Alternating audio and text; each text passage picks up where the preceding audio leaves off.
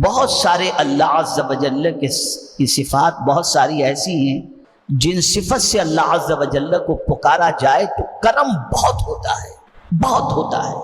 اسی لیے خود قرآن مقدس میں اللہ نے فرمایا وَلِلَّهِ الْأَسْمَاءُ الْحُسْنَى فَادْعُوهُ بِهَا، اللہ کے بہت اچھے نام ہیں، ان ناموں میں سے کسی بھی نام سے اس کو پکارو۔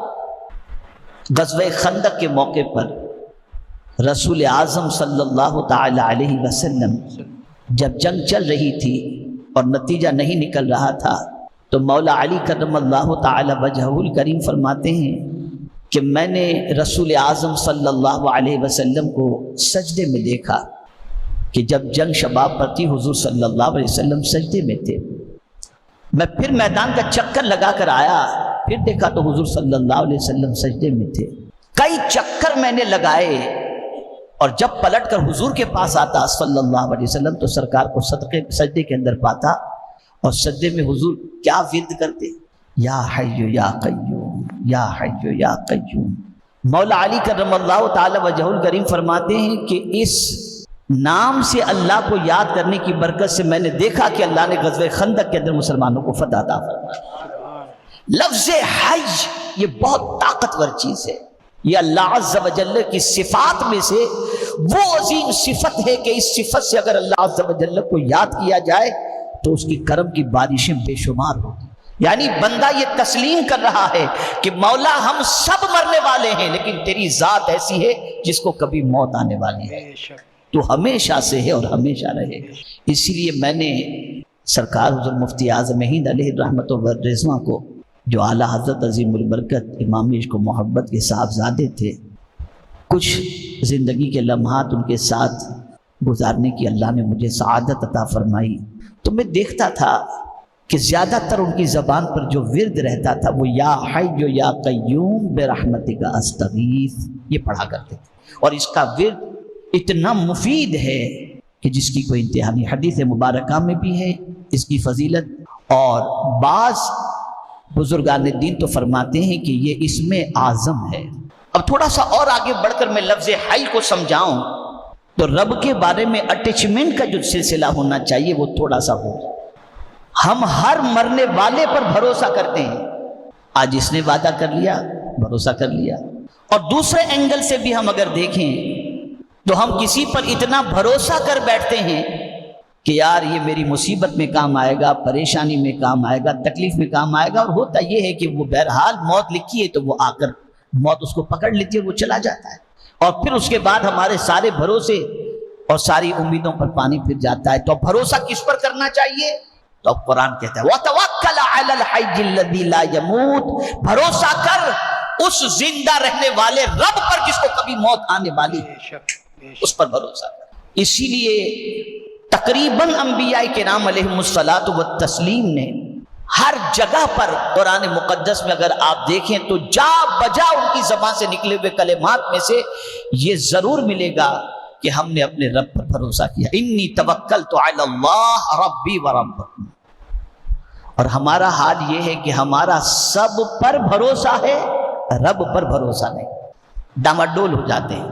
میں ابھی مدینہ منورہ کے سفر سے پہلے جب مکہ مکرمہ جانا تھا تو میں ایک کتاب پڑھ رہا تھا سفر کے اندر، اور اس میں کچھ دعائیں تلاش کر رہا تھا کہ کوئی ایسی دعا مل جائے جو بہت ہی مفید اور بہت ہی مجرب ہو، خاص طور پر غم کے ازالے کے لیے، بے قراری کے دوری کے لیے، کرب سے دوری کے لیے۔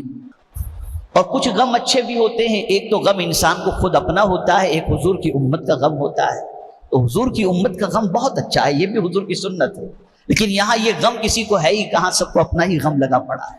حضور کی امت کو تو لوٹنے میں لگے ہوئے ہیں، حضور کی امت کا بھلا چاہنا تو بہت دور کی بات ہے، غم ہلکا کرنا حضور کی امت کا یہ تو بہت دور کی بات ہے، حضور کی امت کا غم بڑھا رہے ہیں۔ تو میں جب پڑھ رہا تھا ایک حدیث میری نظر سے گزری، آقا کریم صلی اللہ علیہ وسلم ارشاد فرماتے ہیں کہ جب مجھے بے چینی لاحق ہوئی، کرب ہوا مجھے، تو رب نے حضرت جبریل امین علیہ الصلاۃ والتسلیم کو بھیجا اور فرمایا میرے محبوب سے کہو یہ دعا کریں، اور میں نے وہ دعا کی، میری بے چینی ختم ہو۔ سرکار فرماتے ہیں میں نے وہ دعا کی، میری بے چینی ختم ہو گئی۔ تو اس دعا کی ابتدا کیا تھی؟ تو اس دعا کی ابتدا تھی توکلت علی الحی الذی لا یموت والحمد للہ الذی لم یتخذ ولدا ولم یکن له شریک فی الملک ولم یکن له ولی من الذل وکبرہ تکبیرا. یہ پوری دعا تھی. سرکار فرماتے یہ دعا کا پڑھنا تھا کہ میری بے چینی دور. تو حیات یہ اللہ کی ذاتی صفت ہے، وہ کسی کے زندہ رکھنے سے زندہ نہیں، وہ خود سے زندہ ہے. آقائے کریم صلی اللہ تعالی علیہ وسلم کی آمد کی خوشی منانا یہ محبت کی ایک علامت ہے، اس لیے کہ انسان اس کے آنے کی خوشی مناتا ہے جس سے اسے محبت ہوتی ہے. یہ ہو ہی نہیں سکتا جس سے محبت ہو اور آدمی اس کے آنے کی خوشی نہ منائے. اسی لیے امام عشق و محبت نے کہا نثار تیری چہل پہل پر ہزاروں عید ربیع الاول، سوائے ابلیس کے جہاں میں سبھی تو خوشیاں منا رہے ہیں. سوال یہ پیدا ہوتا ہے کہ سبھی خوشیاں کیوں منا رہے ہیں؟ آپ اگر یہ تصور کرتے ہو کہ صرف آپ خوشی منا رہے ہیں، یا میں اگر تصور کروں کہ میں خوشی منا رہا ہوں، نہیں، ساری مخلوق میرے آقا صلی اللہ علیہ وسلم کی آمد کی خوشی مناتی. کیوں؟ زمین تھی، اس کی عزت نہیں تھی لوگوں کے دلوں میں.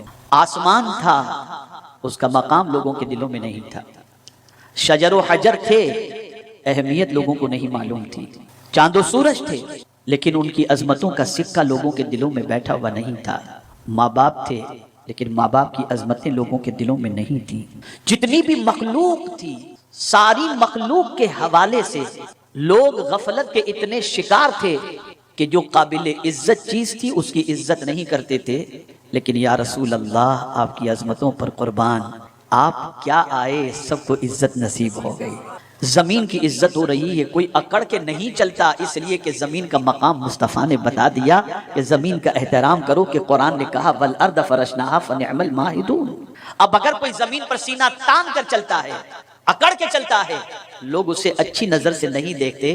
لیکن کوئی خرامہ چل رہا ہو تو لوگ اسے عزت کی نگاہ سے دیکھتے ہیں. پتہ چلا زمین کو عزت ملی مصطفیٰ جان رحمت صلی اللہ علیہ وسلم کے صدقے میں. آپ پانی ہی کو لے لیجئے، بے دریغ پانی کا استعمال ہوتا، جس طرح چاہتے لوگ استعمال کرتے. لیکن رسول اعظم صلی اللہ علیہ وسلم نے پانی کی عظمت بتائی، پانی کا مقام بتایا، ویسٹ کرنے سے منع فرمایا، اسراف کرنے سے منع فرمایا. یہاں تک کہ وضو میں بھی ضرورت سے زائد پانی استعمال کرنے سے اللہ کے رسول صلی اللہ علیہ وسلم نے منع فرمایا. اسی طریقے سے جانور کو دیکھیں، جانور کا مقام بھی کچھ نہیں تھا، لیکن رحمت عالم صلی اللہ علیہ وسلم نے جانور کی عظمت بھی بتائی، ان کا مقام بھی عطا فرمایا، ان کے مقام کے حوالے سے آشنا بھی فرمایا. تو آج آپ دیکھیں اگر جانور کی عزت ہو رہی ہے، اگر آج ماں باپ کی عزت ہو رہی ہے، آج اگر زمین کا انسان خیال کر رہا ہے اور زمین پر خرامہ چل رہا ہے اور زمین پر اکڑ کے نہیں چلتا، تو یہ ساری مخلوق کو عزت ملی ہے آقائے کریم صلی اللہ علیہ وسلم کی آمد کے صدقے میں. لیکن رسوا ہوا ابلیس، اس لیے کہ اس نے ادب مصطفیٰ کو بجا لانے سے گریز کیا. تو اب اس کو پتا چلا کہ میں حضور کی آمد کی وجہ سے یا رسول اعظم کے نور کے احترام نہ کرنے کی وجہ سے راندے بارگاہ الہی ہوا. تو اب وہ یہ سوچتا ہے کہ رسول کی آمد، رسول کے نور کے صدقے میں مجھے ذلت و رسوائی اس لیے ملی کہ میں ادب نہ بجا لا سکا. تو صرف وہی خوشی نہیں منا رہا بلکہ باقی ساری کائنات حضور کی آمد کی خوشی منا رہی ہے. اب اگر کوئی شخص حضور کی آمد کی خوشی مناتا ہے تو مصطفیٰ کی محبت اس کے دل میں موجود ہے، اور اگر خوشی نہیں مناتا تو سمجھ لینا چاہیے وہ ذریت ابلیس کے اندر موجود ہے. اس لیے کہ سوائے ابلیس کے جہاں میں سبھی تو خوشیاں منا رہے ہیں، سبھی تو خوشیاں منا رہے ہیں. اور کیوں نہ منائیں؟ ایسا عظمت والا رسول اللہ نے عطا فرمایا جو رسولوں کا بھی رسول بن کر کے تشریف لایا، جس کی شان بہت عرف و اعلیٰ ہے. آج میں آپ کو یہ بتانا چاہوں گا کہ رب قدیر جل جلالہ نے رسول گرامی وقار صلی اللہ تعالی علیہ وسلم سے کس طریقے سے بھیک مانگنے اور نظر عنایت کے سوال کے حوالے سے ہمیں تعلیم عطا فرمائی. قرآن کہتا ہے یا ایھا الذین آمنوا لا تقولوا راعنا وقولوا انظرنا واسمعوا. اے ایمان والو، راعنا نہ کہو، یہ نہ کہو کہ یا رسول اللہ ہماری رعایت فرمائیں، بلکہ کہو انظرنا، سرکار ہم پر نظر کرم فرمائیں، نظر کرم کی بھیک مانگو. یہ قرآن سکھا رہا ہے. اور میں آپ کو بتاؤں گا تو حیرت ہوگی، قرآن میں سورہ بقرہ کے اندر پہلی آیت یا ایھا الذین آمنو کی جو آئی ہے اور ایمان والوں سے پہلا خطاب یا ایھا الذین آمنو کے ذریعے جو قرآن میں کیا گیا، اس کے بعد سب سے پہلے یہ ادب سکھایا جا رہا ہے، لا تقولوا راعنا وقولوا انظرنا۔ پتہ چلا سرکار کی بارگاہ میں یہ عرض کرنا، یا رسول اللہ ایک نظر کرم فرمائیں، یہ قرآن کی تعلیم ہے۔ آقائے کریم صلی اللہ علیہ وسلم سے نظر کرم کی بھیک مانگنا یہ قرآن کی تعلیم ہے۔ کیا پروردگار جل جلالہ نے رسول اعظم صلی اللہ علیہ وسلم کی نگاہوں کو ایسی طاقت عطا فرمائی ہے کہ مصطفیٰ جان رحمت صلی اللہ علیہ وسلم مدینے میں آرام کرتے ہوئے اگر کوئی نظر کرم کی بھیک مانگے تو پیغمبر رحمت صلی اللہ علیہ وسلم مدینے سے اس پر نظر کرم فرما سکتے ہیں، ان کی نظر کرم پڑ سکتی ہے۔ بس آج میں آپ کو یہی بتانا چاہوں گا کہ نگاہ مصطفیٰ صلی اللہ علیہ وسلم کی عظمتوں کی پوزیشن کیا ہے۔ آقا کریم صلی اللہ علیہ وسلم ارشاد فرماتے ہیں، انی ارا ما لا ترون، جو میں دیکھتا ہوں وہ تم نہیں۔ آنکھیں اللہ نے بہتوں کو عطا فرمائی، دیکھنے والے بہت ہیں۔ آپ دیکھ لیجئے حضرت اسرائیل علیہ السلام کی آنکھ، ان کے دیکھنے کی پوزیشن، کس کی روح کہاں قبض کرنی ہے آپ کو معلوم، اور آپ بیک وقت پہنچ کر کے اسے دیکھ بھی لیتے ہیں اور اس کی روح قبض بھی کر لیتے ہیں۔ حضرت میکائیل علیہ السلام کو دیکھیے، کس کی روزی کتنی ہے اور کب پہنچانی ہے اور کہاں پہنچانی ہے، وہ رزق کو بھی دیکھ رہے ہیں اور جہاں پہنچانا ہے جس کو پہنچانا ہے اس کو بھی دیکھ رہے ہیں، اس کے مقام کو بھی دیکھ رہے ہیں۔ منکر نکیر کو دیکھ لیجئے تو ان کی دیکھنے کی پوزیشن بھی بڑی عجیب ہے، انہیں بھی اللہ نے دیکھنے کی صلاحیت عطا فرمائی اور وہ بیک وقت کئی مردوں کو دیکھتے ہوئے نظر آتے ہیں۔ لیکن یاد رکھیے فلسفہ یہ ہے کہ دیکھنے والا جب دیکھتا ہے تو آنکھوں کے سامنے والی چیز کو دیکھتا ہے، آنکھوں کے پیچھے والی یعنی پیٹھ پیچھے کی چیز کسی کو نظر نہیں آتی۔ آج تک کسی کے پاس ایسی آنکھیں نہیں ہیں جو پیچھے کی چیزوں کو بھی سامنے دیکھ کر کے دیکھ رہا ہو۔ آنکھیں سامنے ہوں لیکن نظر کا عالم یہ ہے کہ پیٹھ پیچھے کی چیزوں کو ویسے دیکھ رہا ہو جیسے اپنی آنکھوں کے سامنے وہ دیکھ۔ یہ آنکھ اللہ نے حضور کو عطا فرمائی۔ یہ رسول اعظم صلی اللہ تعالی علیہ وسلم کو اللہ عز و جل نے ایسی نگاہ عطا فرمائی کہ سرکار صلی اللہ علیہ وسلم جیسا سامنے دیکھتے تھے ویسے ہی پیٹھ پیچھے دیکھتے تھے۔ اللہ اکبر۔ میرے پیارے آقا صلی اللہ علیہ وسلم کے پیارے دیوانوں، حضرت ابو ہریرہ رضی اللہ المولا تبارک و تعالی عنہ فرماتے ہیں کہ ظہر کی نماز کا وقت تھا، پیغمبر رحمت صلی اللہ علیہ وسلم ظہر کی نماز پڑھا رہے تھے اور ایک شخص نماز میں بالکل آخری صف کے اندر موجود تھا۔ رسول اعظم صلی اللہ علیہ وسلم نے نماز جب مکمل فرما لی تو نماز مکمل فرمانے کے بعد فوراً اس شخص سے مخاطب ہوئے جو شخص سب سے آخر میں تھا اور ارشاد فرمایا، تو نماز پڑھتے وقت اللہ سے ڈرتا نہیں؟ نماز پڑھتے وقت تو اللہ سے ڈرتا نہیں؟ اس طریقے سے تو نماز پڑھتا ہے؟ اور پھر فرمایا، قسم اس پروردگار کی جس کے قبضے میں محمد کی جان ہے، میں جس طرح آگے دیکھتا ہوں اسی طریقے سے پیچھے بھی دیکھ لیا کرتا ہوں۔ اے رسول اعظم صلی اللہ تعالی علیہ وسلم کے دیوانوں، صفوں میں کھڑے ہوئے لوگ پیچھے ہوا کرتے تھے اور پیچھے کھڑے ہوئے لوگوں کی نماز وہ لوگ کس طرح ادا کرتے ہیں، آقا کریم صلی اللہ علیہ وسلم اس کا مشاہدہ فرماتے تھے۔ اللہ اکبر۔ پیغمبر رحمت صلی اللہ علیہ وسلم صرف پیچھے والوں کو دیکھتے ہی نہیں تھے بلکہ اللہ کے رسول صلی اللہ علیہ وسلم فرماتے ہیں، تم تو دیکھتے ہو کہ میرا چہرہ قبلے کی طرف ہے، لیکن سن لو مجھ سے نہ تمہارا رکوع چھپا ہوا ہے اور نہ مجھ سے تمہارا خشوع چھپا ہوا۔ پیٹھ پیچھے نماز ادا کرنے والوں کے رکوع کو بھی سرکار آگے کھڑے رہ کر کے دیکھ رہے ہیں، بلکہ خشوع کا ذکر فرمایا۔ خشوع ایک دل کی کیفیت ہے کہ نماز ادا کرنے والے کی پوزیشن رسمی ہے یا خشوع اور خضوع کے ساتھ نماز ادا کر رہا ہے۔ آقا کریم صلی اللہ علیہ وسلم فرماتے ہیں، نہ تمہارا رکوع مجھ سے چھپا ہوا ہے نہ تمہارا خشوع مجھ سے چھپا ہوا ہے۔ پیغمبر رحمت صلی اللہ علیہ وسلم اپنے پیٹھ پیچھے نماز پڑھنے والوں کے رکوع کو بھی دیکھ رہے ہیں اور ان کے خشوع کو بھی دیکھ رہے ہیں۔ اے رسول گرامی وقار صلی اللہ تعالی علیہ وسلم کے دیوانوں، اللہ رب العزت جل جلالہ نے رسول اعظم صلی اللہ علیہ وسلم کی نگاہوں کو بڑی عظیم قوت عطا فرمائی ہے۔ ام المؤمنین حضرت عائشہ صدیقہ رضی اللہ تعالی عنہ فرماتی ہیں کہ اللہ کے رسول صلی اللہ علیہ وسلم جس طرح سے روشنی میں لوگ دیکھا کرتے ہیں میرے آقا تاریکی میں بھی ویسے ہی دیکھ لیا کرتے تھے. آپ اندازہ لگائیں اندھیرے میں بھی سرکار ساری چیزوں کو دیکھ لیا کرتے تھے. رسول اعظم کی روشنی آنکھوں کی اتنی عظیم تھی کہ آقا کریم صلی اللہ علیہ وسلم اندھیرے میں بھی کوئی چیز کو دیکھنا ہو تو سرکار سے وہ چیز چھپی ہوئی نہیں رہتی تھی. رسول اعظم صلی اللہ علیہ وسلم اسے دیکھ لیا کرتے تھے. میرے پیارے آقا صلی اللہ تعالی علیہ وسلم کے دیوانوں یہی وجہ ہے صحابہ ہوں تابعین ہوں اولیاء کاملین ہوں سب نے رسول اعظم صلی اللہ علیہ وسلم سے ایک نظر کرم کی بھیک ہی تو مانگی. کہنے والے نے کہا یا رسول اللہ انظر حالنا, اے اللہ کے رسول ہمارے حال پر نظر کرم فرمائیں. تو یہ کہنے والوں نے یوں ہی نہیں کہا, وہ جانتے تھے کہ اللہ عز و جل نے آقا کریم صلی اللہ علیہ وسلم کو اتنی عظیم طاقت عطا فرمائی ہے اور اتنی عظیم بینائی عطا فرمائی ہے کہ رسول اعظم صلی اللہ تعالی علیہ وسلم کہیں بھی کوئی ہو اور مصطفیٰ پیارے دیکھنا چاہیں تو رسول اعظم اس کو دیکھ سکتے ہیں اور اس پر نظر کرم فرما سکتے ہیں. آپ ذرا دیکھیں اللہ اکبر, ایک صحابی میرے آقا صلی اللہ علیہ وسلم سے ملنے کی غرض سے حاضر ہوئے. یہ بخاری شریف کی حدیث ہے. آقا کریم صلی اللہ علیہ وسلم کے پاس ملنے کے لیے آئے. رسول اعظم صلی اللہ علیہ وسلم نے فرمایا تم سے ملنے کی جگہ تو حوض کوثر ہے جسے میں یہاں سے دیکھ رہا ہوں. مدینے میں رہتے ہوئے پیغمبر رحمت صلی اللہ علیہ وسلم حوض کوثر کا مشاہدہ فرما رہے ہیں. صحابی نے یہ نہیں کہا اے اللہ کے رسول صلی اللہ علیہ وسلم مدینے میں رہ کر حوض کوثر کا مشاہدہ.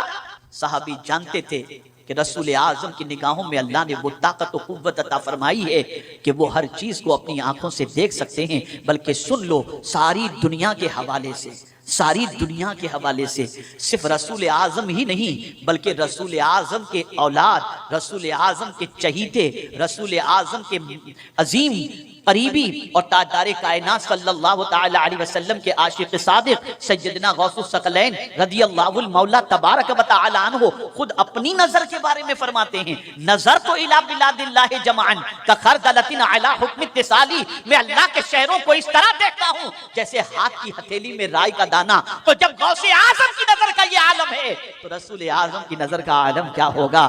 اے رسول اعظم صلی اللہ علیہ وسلم کے دیوانوں آپ سمجھتے ہوئے چلیں اللہ اکبر. آقا کریم صلی اللہ تعالی علیہ وسلم پہلی جنگ کے اندر شریک ہوتے ہیں. جنگ بدر کے اندر رسول رحمت صلی اللہ علیہ وسلم موجود ہیں. جنگ میں اللہ عز و جل نے فتح عطا فرمائی اور اس کے بعد کچھ قیدی بنائے گئے.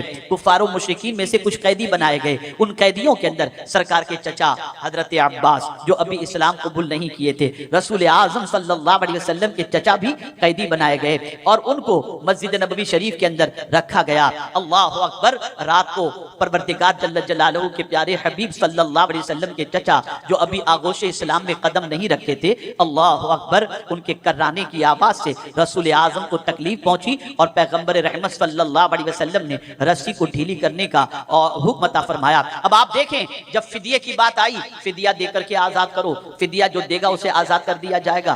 تو حضرت عباس نے کہا میرے پاس تو کچھ ہے نہیں, میں کیا دوں.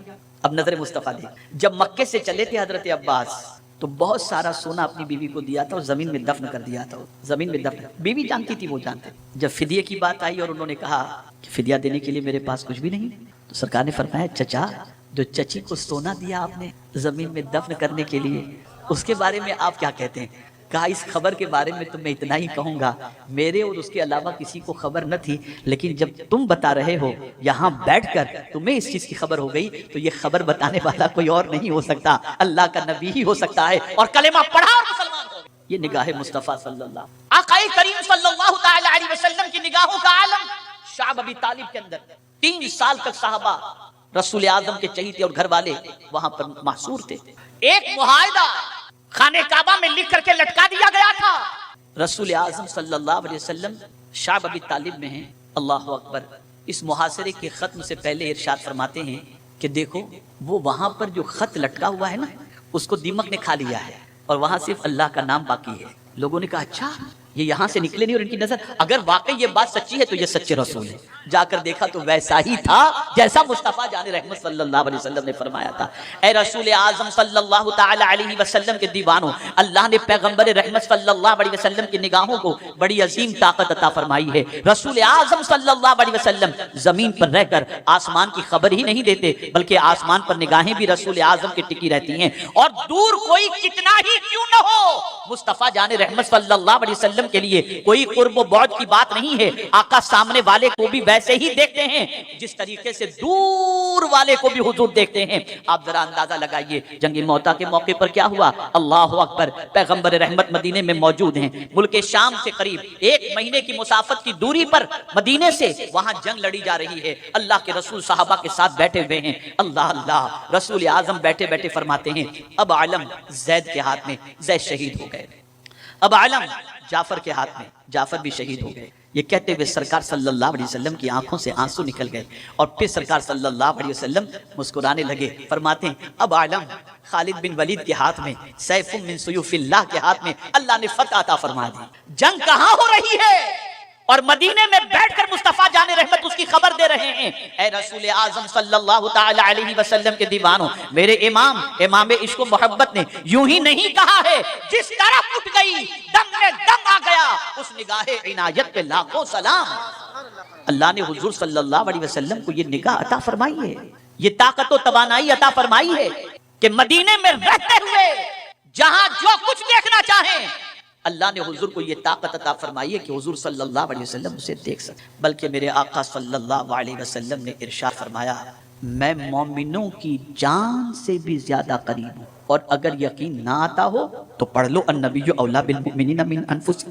اب توجہ چاہوں گا کیا وجہ تھی کہ صحابہ کا دامن گناہوں سے بچا ہوا نظر آتا ہے. اس لیے کہ ان کو اس چیز کا احساس تھا کہ ہم حضور صلی اللہ علیہ وسلم سے چھپ بھی نہیں سکتے, اور یہ بھی احساس تھا کہ حضور صلی اللہ علیہ وسلم مومنین کی جان سے زیادہ قریب ہیں.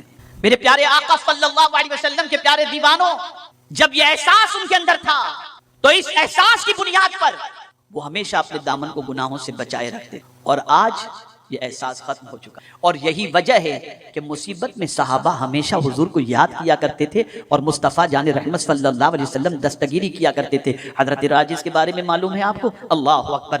حضرت ام المؤمنین میمونہ رضی اللہ تعالی عنہ فرماتی ہیں تہجد کی نماز کے لیے سرکار صلی اللہ علیہ وسلم وضو کرتے ہیں, بیدار ہوئے, وضو کیا, اور وضو کرنے کے بعد فرماتے ہیں لبیک, اور پھر فرماتے ہیں مدد کی گئی, مدد کی گئی, مدد کی گئی. سرکار صلی اللہ علیہ وسلم نے تہجد کی نماز ادا کر لی. اس کے بعد ام المؤمنین حضرت میمونہ رضی اللہ تعالی عنہ عرض کرتی ہیں سرکار کس مخلوق کو آپ کہہ رہے تھے کہ تمہاری مدد کی گئی, یہ تو ہمیں مخلوق تو نظر نہیں آ رہی تھی, اور آپ لبیک بھی کہہ رہے تھے اور اس کے بعد مدد کی بات بھی کر رہے تھے. تو میرے آقا صلی اللہ علیہ وسلم فرماتے ہیں میرا ایک غلام پریشانی میں گھرا ہوا تھا, وہاں سے اس نے مجھے آواز دی تو میں اسے کہہ رہا تھا میں حاضر ہوں اور تیری مدد کی گئی, تیری مدد کی گئی, تیری مدد کی. دور و نزدیک کے سننے والے وہ کان لالے کرامت پہ لاکھوں سلام. سرکار ہماری جان کے قریب, جان کے قریب. اعلیٰ حضرت یوں ہی نہیں کہتے ان کے نثار کوئی کیسے ہی رنج میں ہوں, جب یاد آ گئے ہیں سب غم بھلا دیے. مصیبت میں آقا کریم صلی اللہ علیہ وسلم کو جب کوئی یاد کرتا ہے تو آقا کریم صلی اللہ علیہ وسلم دستگیری فرماتے ہیں, مدد فرماتے ہیں. میرے پیارے آقا صلی اللہ علیہ وسلم کے پیارے دیوانوں, اب تھوڑا سا مضمون سے قریب لانے کی میں کوشش کروں تاکہ آپ اچھی طریقے سے سمجھ سکیں کہ نگاہ مصطفی کے اندر اللہ نے کتنی تاثیر رکھی ہے اور کتنا کمال رکھا ہے. اللہ اکبر. توجہ چاہوں گا قرآن کی روشنی میں سرکار صلی اللہ علیہ وسلم کی نگاہ کرم کی عظمت کو سمجھیں. اللہ اکبر. حضرت موسیٰ کلیم اللہ علیہ الصلاۃ والتسلیم نے پروردگار جل جلالہ کی بارگاہ کے اندر عرض کیا تھا مولا میں تجھے دیکھنا چاہتا ہوں, تو رب قدیر جل جلالہ نے یہ نہیں فرمایا کوئی نہیں دیکھ سکتا, بلکہ فرمایا لن ترانی, تم نہیں دیکھ سکتے. یہ نہیں فرمایا کوئی نہیں دیکھ سکتا, یہ فرمایا تم نہیں دیکھ سکتے. فلما تجلی ربہ للجبل, پھر اللہ عز و جل نے کوہ طور کی طرف دیکھنے کے بارے میں کہ تجلی کو دیکھ لو, اللہ نے تجلی وہاں پر اپنی. مفسرین فرماتے ہیں سوئی کے سوراخ کے برابر اللہ نے وہاں پر تجلی ڈالی جس کی تاب حضرت موسیٰ نہ لا سکے. اور کیا پوزیشن ہوئی, خر موسیٰ صعقا, حضرت موسیٰ علیہ السلام بے ہوش ہو گئے. توجہ چاہوں گا حضرت موسیٰ علیہ السلام اللہ کی تجلی کی تاب نہ لا کر بے ہوش ہو, لیکن اس تجلی کو جو آپ نے دیکھا تھا, اس تجلی کو, تو آپ کی نگاہوں کے اندر اللہ نے وہ تاثیر اور طاقت عطا فرمائی کہ 10 فرسخ دوری پر کالے پتھر پر کالی چونٹی اندھیرے میں اگر چل رہی ہو تو حضرت موسیٰ اسے دیکھ لیتے تھے. آپ ذرا سوچو, تجلی کو دیکھنے کے بعد موسیٰ علیہ السلام کی نظر کا عالم یہ ہوا کہ پتھر پر چلتی ہوئی چونٹی کو 10 فرسخ کی دوری سے موسیٰ علیہ السلام دیکھ لیتے تھے. جس ذات نے خدا کو دیکھا ہو، جس رسول نے ذات پروردگار کو دیکھا ہو، اس کی نگاہوں کا عالم کیا ہوگا؟ اللہ اکبر۔ تو میرے امام کہتے ہیں کس کو دیکھا؟ یہ موسیٰ سے پوچھے کوئی، آنکھ والے کی ہمت پہ لاکھوں سلام۔ حضرت موسیٰ تجلی کی تاب نہ لا سکے اور مصطفیٰ جان رحمت مسکراتے ہوئے اپنے رب کا دیدار انہوں نے۔ تو تجلی دیکھنے والے کی نگاہوں کا عالم یہ ہو کہ چونٹی کو دیکھ لے، تو ذات کو دیکھنے والے کی نگاہ کا عالم کیا ہوگا؟ کیا ہوگا؟ اب یہاں کچھ لوگ کہتے ہیں کہ اللہ کے رسول صلی اللہ علیہ وسلم نے رب کا دیدار کیا یا نہیں کیا، تو سید المفسرین حضرت عبداللہ ابن عباس رضی اللہ تعالی عنہما فرماتے ہیں اللہ کے رسول صلی اللہ علیہ وسلم نے یقیناً اللہ کا دیدار کیا ہے۔ اور حضرت امام احمد ابن حنبل رضی اللہ تعالیٰ عنہ کیا فرماتے ہیں؟